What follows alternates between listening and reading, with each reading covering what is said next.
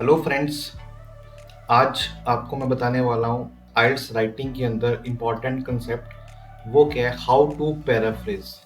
Paraphrasing means कि using synonyms and using other words और using other formation we have to change the formation as well as words as well as lexicons, so that जो indicate करे examiner को कि हमारे पास एक wide range of vocabulary है।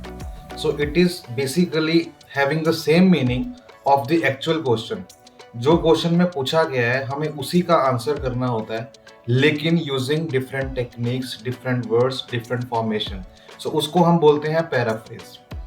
अगर मैं बात करूं, अगर आप देख रहे हैं कि मुझे स्कोर करना है 7.5 अबव या 8, सो पैराफ्रेजिंग जो है बहुत ही इंपॉर्टेंट रोल प्ले करता है, because how to start and how to end ये तो इम्पॉर्टेंट है ही है, लेकिन बीच में जो मेन बॉडी होती है हमें वो हम उसके ऊपर भी बात करेंगे। लेकिन जो हमारी ये वीडियो है जो डिस्कस करने वाला हूँ आपसे वो ये है कि how to paraphrase. So this is the first part of the essay writing. जैसा कि हमें पता है कि we have to write 254 words minimum for the essay writing. So उस एसे राइटिंग में अगर आपको जाना है, सो पैराफ्रेजिंग के अंदर हम लोग एटलीस्ट 35 to 50 वर्ड्स यूज कर सकते हैं by copying and paste the same question but using different techniques। so वो techniques क्या है, चलिए देखते हैं। so पहला फेज जो हमारा आता है वो क्या है, using synonym। एक वर्ड जिसका अलग अलग मतलब हो सकता है वो हमें यूज करना है।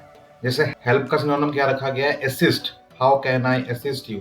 इसी तरह बहुत सारे डिफरेंट मीनिंग्स हैं, और ये नहीं कि एक वर्ड का सिर्फ एक ही सिनोनिम होगा, नहीं, we have variety of, we have range of synonyms. हमारे पास सिनोनिम्स की रेंज है, ठीक है। तो ज्यादा सिनोनिम लेना भी गलत हो सकता है कुछ हद तक पर, लेकिन मैं आपको यहाँ बताऊंगा कि पहले हम यूज सिनोनिम किस तरह से कर सकते हैं। तो चलिए देखते हैं। अगर मैं एग्जांपल लेके चलता हूँ कि ये है क्या। So one way to paraphrase is to use synonym using different word with a similar meaning. Means कि it shows an examiner that we have a wide range of vocabulary. Examiner आपकी paraphrasing देख के judgement कर लेगा कि आपका level क्या होने वाला है अगले पैराग्राफ के अंदर। सो जितना पैराफ्रेजिंग हमारी स्ट्रांग होगी उतना ही हमारा ऐसे राइटिंग बहुत अच्छा आगे जाने वाला है। एग्जाम्पल बात करते हैं। एग्जाम्पल क्या है इसके अंदर, the reason for increasing level of pollution are the development of industry and air level. So for example this is the part of question that examiner says the reason for increasing level of population are the development of industry and air travel. Means कि जो कारण है level of pollution के increase का वो क्या है, बढ़ती हुई इंडस्ट्री लेवल या फिर बढ़ता हुआ एयर ट्रेवल। मीन्स कि आज की डेट में जो पैसेंजर्स हैं वो एयर ट्रेवल ज़्यादा कर रहे हैं, और दूसरा इंडस्ट्री बहुत ज़्यादा बढ़ रही हैं हमारे एरियाज के अंदर। सो ये कारण है दो जो कि लेवल ऑफ पोल्यूशन को बढ़ा रहे हैं दिन प्रतिदिन। सो एग्जाम्पल में पूछा गया है ये। So how we can paraphrase using synonyms. So देखते हैं यहाँ पे क्या बताया है, the cause of rising level of pollution are the growth and expansion of industry. Means अगर हम देखा जाए तो यहाँ पे बात हो रही है डेवलपमेंट ऑफ इंडस्ट्री की। सो डेवलपमेंट ऑफ इंडस्ट्री की अगर मैं बात करूँ तो डेवलपमेंट ऑफ इंडस्ट्री क्या कहता है कि डेवलपमेंट ऑफ इंडस्ट्री को मैंने ओवरराइड किया किससे, growth and expansion of industry.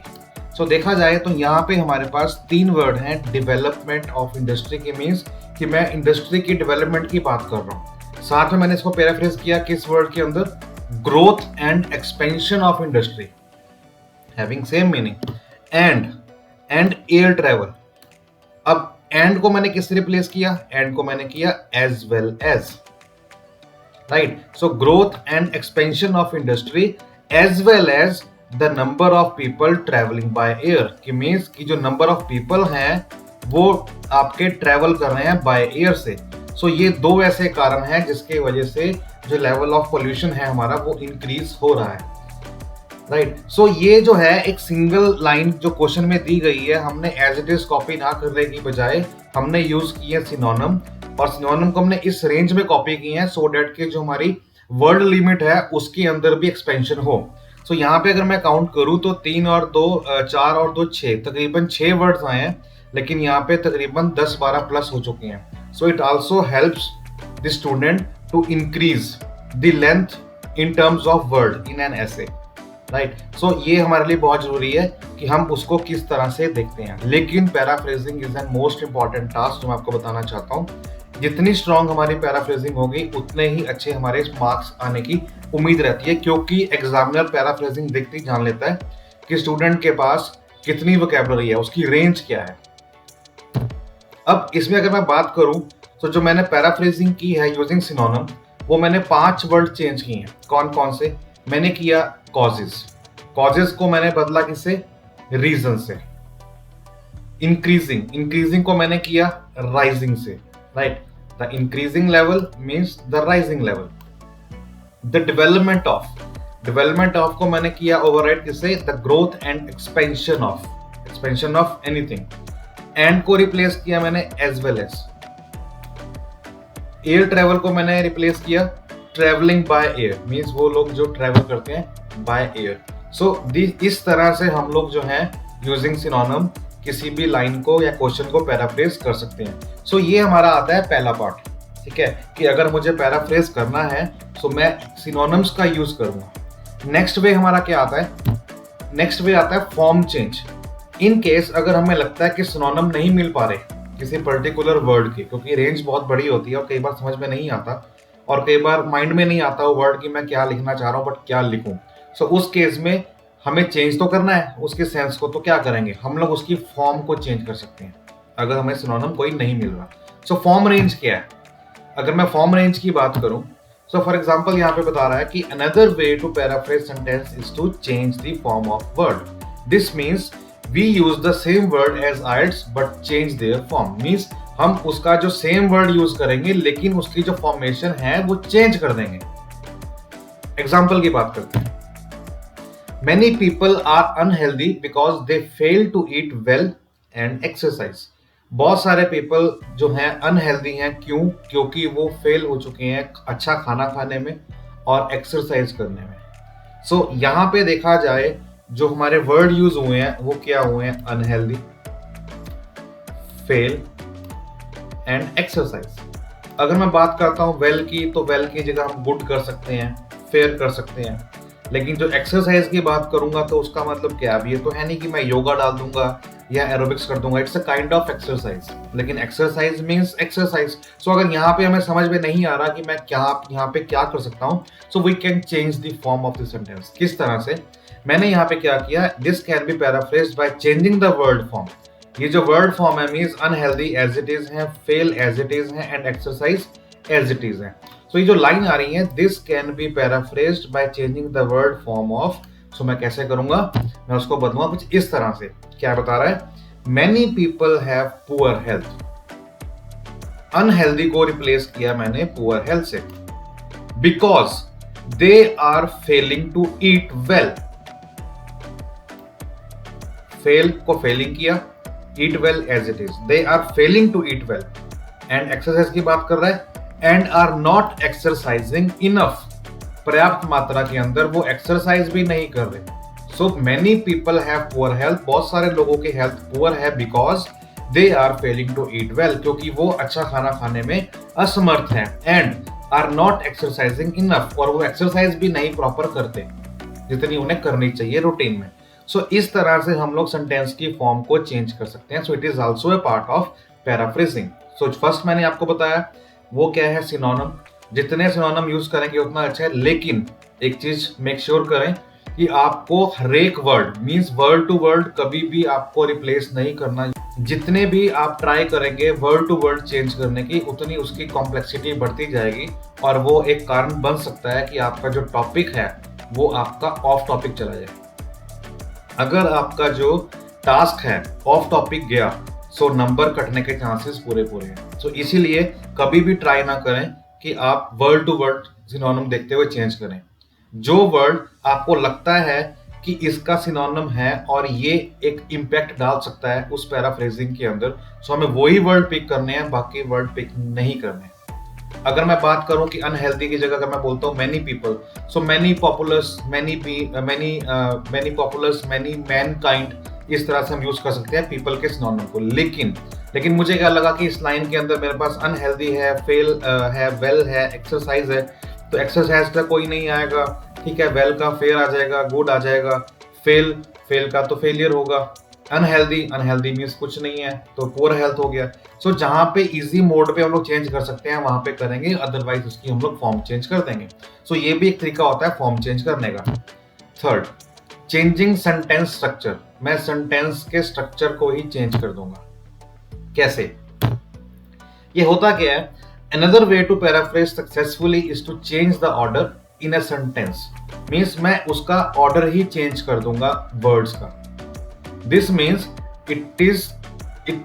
this means that we are changing the structure of the sentence. Example: many people are unhealthy because they fail to eat well and exercise. अब अगर मुझे structure को change करना है तो आप यहाँ पे देखिए हमारे पास दो क्लॉज हैं। वो दो क्लॉज कौन कौन से हैं? Many people are unhealthy, बहुत सारे पीपल जो हैं आज की डेट में वो अनहेल्दी हैं। बिकॉज, क्योंकि they fail to eat well and exercise, क्योंकि वो अच्छा खाने में असमर्थ हैं और एक्सरसाइज तो वो कर ही नहीं रहे। सो यहाँ पे दो क्लॉज हो गए। सो अगर दो क्लॉज हो गए और अगर मुझे सिनोनिम नहीं मिल रहा और सेंटेंस फॉर्मेशन सही नहीं बना पा रहा तो मैं क्या करूंगा? उसका स्ट्रक्चर को ही चेंज कर दूंगा। कैसे? In the above example we have two clauses like many people are unhealthy and they fail to eat well and moreover lack of exercise. Enter करता हूँ। So क्या आएगा यहाँ पे? We can change the order of clause in this way. Many people fail to eat well and exercise and for that reason they are unhealthy. Many people fail to eat well and exercises and for that reason they are unhealthy. So इस तरह से मैंने क्या किया? Sentence के structure को ही change कर दिया। लेकिन यहाँ पे आप देखो कहीं भी सिनोनिम का यूज नहीं हुआ। सेम उसी क्वेश्चन को जो उसने पूछा है उसी को मैंने पैराफ्रेज किया लेकिन स्ट्रक्चर को चेंज करते हुए। या फिर और failing to eat well and not exercising means ये पूरा का पूरा सेंटेंस मैंने कंबाइन कर दिया। Failing to eat well and not exercising are the reason that many people have poor health. Failing to eat well and not exercising means मेरा focus कहाँ है कि खाना नहीं है प्रॉपर एंड एक्सरसाइजिंग नहीं है। सो ये दो कारण हैं। Failing to eat well and not exercising are the reason that many people have poor health. So इस तरह से मैं सेंटेंस का जो स्ट्रक्चर है मैं उसको चेंज कर सकता हूं। Next, not all words need changing. ये आप याद रखिए इस पॉइंट को। 1 to 1 वर्ड कभी भी आपने यूजिंग सिनोनिम रिप्लेसमेंट नहीं करनी किसी भी एंगल से। अगर आप वर्ड टू वर्ड करेंगे तो उतना ही वो कॉम्प्लेक्स हो जाएगा जिससे टॉपिक के शॉर्ट वो ऑफ गोइंग जा सकता है। तो कभी भी आपने ऐसी गलती नहीं करनी। If you try to paraphrase too much you might make mistake which will lower your score. और ये भी एक कारण बन सकता है कि आपका जो स्कोर है वो 5.5, 5 या फिर 6 पे आके रुक जाए। सो ऐसी गलती कभी नहीं करनी। Change the meaning which might result in going of topic. Avoiding mistakes. Avoiding mistake का मतलब क्या है कि आपको बिल्कुल भी मिस्टेक्स नहीं करनी। मिस्टेक्स कब होंगी? मिस्टेक्स ये नहीं है कि आपने ग्रामेटिकल मिस्टेक करी या इज एम आर के लगाई या फिर आपने वर्ब एट वर्ब नहीं सही लगाया या फिर आपने प्रेपोजिशन सही यूज नहीं की। नहीं, not at all. Avoiding mistakes का मतलब क्या है कि if the person is trying to use synonyms on every word, on every action, so it might create mistakes. So इस तरह की मिस्टेक्स को आपने अवॉइड करना है क्योंकि एक ही वर्ड के मल्टीपल मीनिंग होते हैं और वो जो मीनिंग होते हैं वो मल्टीपल टास्क, मल्टीपल सिचुएशंस के अकॉर्डिंगली उसका जो वर्ड है वो मीनिंग जो है वो चेंज हो जाता है। सो अगर आप वर्ड टू वर्ड उसको चेंज करेंगे सो इट माइट बी कि वो प्रॉब्लम खड़ी कर सकता है। वो वहां पे ऑफ गोइंग टॉपिक ले जाएगा। ऑफ गोइंग टॉपिक अगर चले गए तो वहां पे आपका एरर्स क्रिएट होंगे। एरर्स क्रिएट होंगे तो आपका टास्क अचीव नहीं होगा। टास्क अचीव नहीं होगा तो आपका पूरा का पूरा स्कोर गिर जाएगा। राइट। सो ये दीज आर द 5 वेज जो हम यूज करते हैं how to paraphrase in a proper manner to achieve higher marks in IELTS writing task 2। So ऐसी ही वीडियो के लिए आप मेरे साथ बने रहें मेरी नेक्स्ट सेशन तक। So please do like, subscribe and click on bell icon so that you can get all the notification of my upcoming videos. Thank you.